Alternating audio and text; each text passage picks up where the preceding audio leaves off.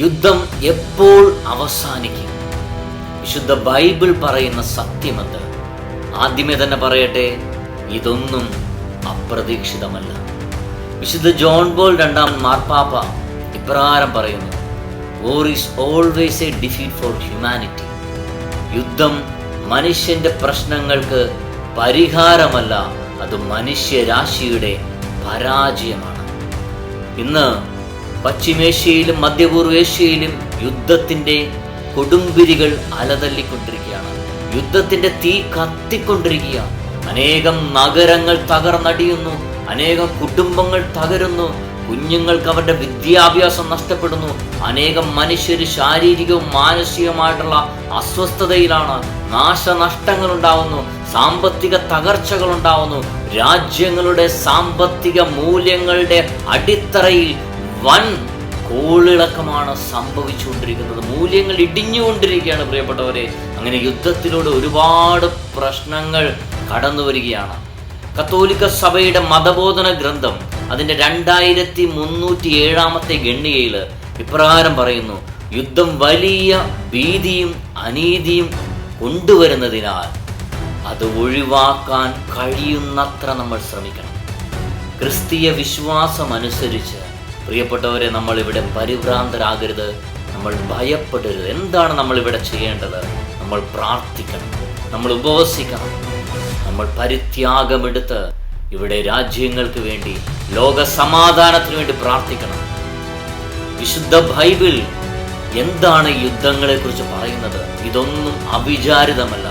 വിശുദ്ധ ലൂക്കായുടെ സുവിശേഷം അവിടെ 21 അധ്യായം 9 വാക്യം: യുദ്ധങ്ങളെയും കലഹങ്ങളെയും കുറിച്ച് കേൾക്കുമ്പോൾ നിങ്ങൾ ഭയപ്പെടരുത്, ഇവയെല്ലാം ആദ്യം സംഭവിക്കേണ്ടതാണ്, എന്നാൽ അവസാനം ഇനിയും ആയിട്ടില്ല. കണ്ടോ? യുദ്ധങ്ങളെയും കലഹങ്ങളെയും കുറിച്ച് കേൾക്കുമ്പോൾ നിങ്ങൾ ഭയപ്പെടരുത്. ഒരു ക്രിസ്ത്യാനി ഇത് കേട്ട് ഭയപ്പെടേണ്ടവരല്ല. ഇവിടെ കർത്താവിന്റെ സന്നിധിയിൽ കരമുയർത്തണം. നമ്മൾ കരമുയർത്തി പ്രാർത്ഥിക്കണം. ദൈവസന്നിധിയിൽ എളിമപ്പെട്ട് പ്രാർത്ഥിക്കണം. ഉപവാസം എടുത്ത് പ്രാർത്ഥിക്കണം. പരിത്യാഗമെടുത്ത് പ്രാർത്ഥിക്കണം. രാജ്യങ്ങളുടെ കലഹങ്ങൾ അവസാനിക്കാൻ, സമാധാനമുണ്ടാകാൻ, സ്നേഹത്തിലാവാൻ നമ്മൾ ഒരുമിച്ച് പ്രാർത്ഥിക്കണം. ഇന്ന് നമ്മൾ വാർത്തകൾ തുറന്നാൽ കാണുന്നത് യുദ്ധങ്ങളെ കുറിച്ചാണ്. ജനം ജനത്തിനെതിരായും രാജ്യം രാജ്യത്തിനെതിരായും തിരിയുന്നു എന്നുള്ള വാർത്തകളാണ് നമ്മൾ ഇന്ന് സോഷ്യൽ മീഡിയയിലൂടെയും ടെലിവിഷനുകളിലൂടെയും മറ്റു മാധ്യമങ്ങളിലൂടെയും കാണുന്നത്. എന്നാൽ വളരെ കൃത്യമായിട്ട് നൂറ്റാണ്ടുകൾക്ക് മുൻപ് തന്നെ ബൈബിളിലെ വചനങ്ങൾ, ബൈബിൾ പ്രവചനങ്ങൾ അതിവിടെ പൂർത്തീകരിക്കപ്പെട്ടുകൊണ്ടിരിക്കുകയാണ്.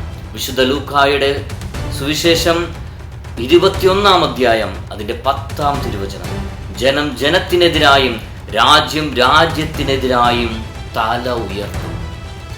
കണ്ടോ? കൃത്യമായി ഇന്ന് ഈ ലോകത്തിൽ നടക്കുന്ന പ്രശ്നങ്ങളെക്കുറിച്ച് നൂറ്റാണ്ടുകൾക്ക് മുൻപേ, വർഷങ്ങൾക്ക് മുൻപേ സുവിശേഷത്തിൽ പറയുകയാണ്: ജനം ജനത്തിനെതിരായും രാജ്യം രാജ്യത്തിനെതിരായും തിരിയും.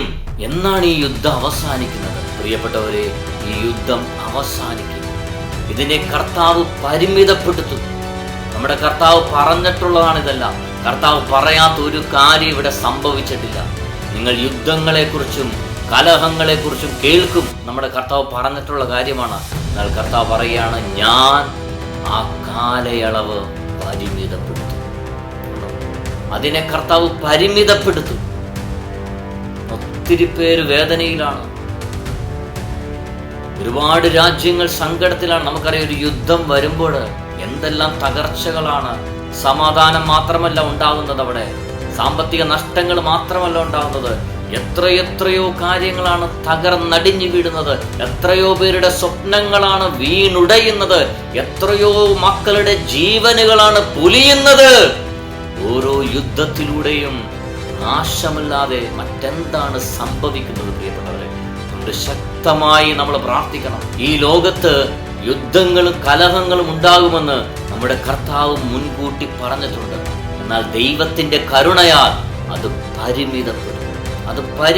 പ്രിയപ്പെട്ടവരെ, വിശുദ്ധ മത്തായി ശ്ലീഹായുടെ സുവിശേഷം 24 അധ്യായം 24-ാം അധ്യായം അതിൻ്റെ 22-ാമത്തെ വാക്യം. 24-ാം അധ്യായം 22-ാം വാക്യം. ആ ദിവസങ്ങൾ പരിമിതപ്പെടുത്തിയില്ലായിരുന്നെങ്കിൽ ഒരുവനും രക്ഷപ്പെടുകയില്ലായിരുന്നു. എന്നാൽ തിരഞ്ഞെടുക്കപ്പെട്ടവരെ പ്രതി ആ ദിവസങ്ങൾ പരിമിതപ്പെടുത്തും. കണ്ടോ? എന്നാൽ തിരഞ്ഞെടുക്കപ്പെട്ടവരെ പ്രതി ആ ദിവസങ്ങൾ പരിമിതപ്പെടുത്തും. ആരാണ് തിരഞ്ഞെടുക്കപ്പെട്ടവർ? പ്രിയപ്പെട്ടവരെ, ദൈവത്തിന്റെ സഭയിലുള്ള മക്കള്. അതുകൊണ്ട് എന്നെ കേട്ടുകൊണ്ടിരിക്കുന്ന പ്രിയപ്പെട്ട വന്യവൈദികരെ, നിങ്ങൾ അർപ്പിക്കുന്ന പരിശുദ്ധ കുർബാനയിൽ ലോകത്തിന്റെ സമാധാനത്തിന് വേണ്ടി പ്രാർത്ഥിക്കണം. പ്രിയപ്പെട്ട സിസ്റ്റേഴ്സ്, നിങ്ങളുടെ ചാപ്പലിൽ ദിവ്യകാരുണ്യം എഴുന്നള്ളി വെച്ച് ഈശോയുടെ സന്നിധി പ്രാർത്ഥിക്കണം.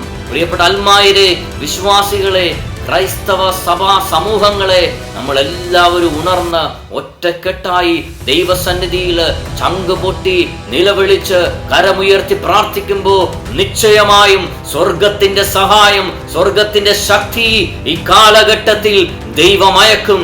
ഈ യുദ്ധത്തിന് ഒരു അവസാനമുണ്ടാകും, ഒരു അറുതി ഉണ്ടാകും. നമ്മൾ പ്രാർത്ഥിക്കണം, ത്യാഗമെടുത്ത് പ്രാർത്ഥിക്കണം, കണ്ണുനീരോടെ പ്രാർത്ഥിക്കണം. യുദ്ധത്തിന്റെ വാർത്തകൾ കേട്ട് അത് ഷെയർ ചെയ്യുകയും സന്തോഷിക്കുകയും ചെയ്യുകയല്ല വേണ്ടത്. നമ്മൾ പ്രാർത്ഥിക്കണം. ഓരോ യുദ്ധവും വലിയ നാശങ്ങളിലാണ് ചെന്നവസാനിക്കുന്നത്.